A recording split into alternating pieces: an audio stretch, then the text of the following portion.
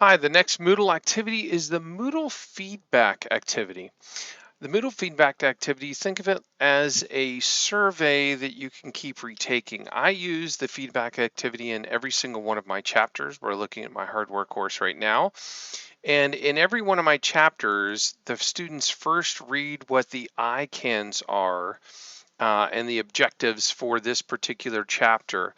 And then after they've read the ICANN statements, they do a self-assessment um, on those ICANN statements. And that is their beginning of class activity in every single class. They retake the self-assessment so that I know where they're at this particular point in the chapter in the class.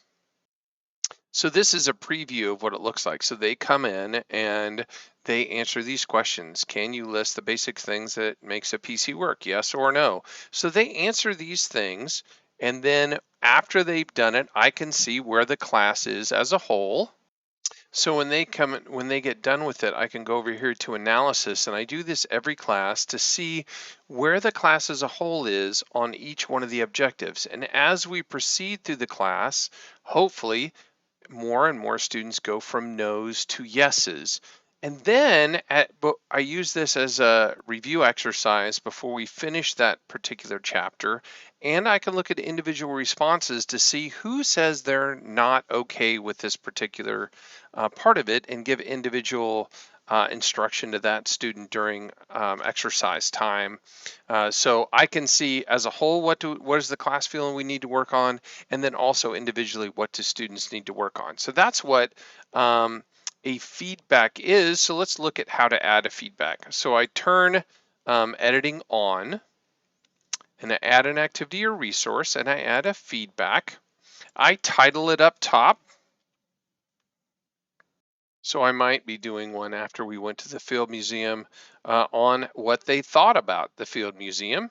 So I can also check when this is available. I could say, hey, you only have a few days to fill this in. Next week, we're going to start it, and it needs to be done by the end of the week because I want everyone to make sure they've got that done. This prevents you from doing it before that date or after that date. So if you want to do that with availability, that's what that's for. You can say whether you want it to record the students' names or not. On the case of many of my things, I say I do because I want to know what a particular student thought, but you don't have to. Even if it's anonymous, they can't do multiple submissions unless you say so. So you can see multiple submissions is off by default. Getting notified is off by default, but you can make them get notified. And you can auto number the questions if you want to. After the submission, you can have it let them see the results of it or not, and you can give them a message on it. So I'm going to hit save and display. Once it's there, we've got no questions. It's just up here. So we need to edit and add questions onto our survey. We just hit edit questions, and then we say, hey, I want to add a question, and I can pick what kind of question I want to add. Multiple choice, text makes sense. These are numeric and short answer questions.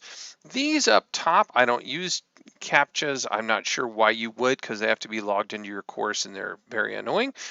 You can add a break between pages if you're doing a really long one. I personally don't ever use the page break. Information is something for them to read if you want to give them something additional to read. Same thing as a label, pretty much. So I'm going to go ahead and add a multiple choice question. I can say whether answering it is required as part of this feedback or not. And in general, I don't have many optional questions. If I'm asking for them to fill it out, I want the answer. I don't let them skip it. So usually I say required. And then you just type the question in question. You don't have to provide any kind of a label. You say what kind of multiple choice it is. Can they answer one thing only, multiple things, or you can make it a drop-down list. You can say whether it's going to be a vertical or horizontal list, and then you can just add the things for each line on here to make the question. So I'm going to go ahead and fill in an example one. That's probably enough. So, what was your favorite exhibit? So, it's going to be a multiple choice, single answer, and I've got a list of everything I just found on the different exhibits, and I can hit save changes. And this is what it looks like when it's displaying this direction. It is required because it's got an asterisk on it.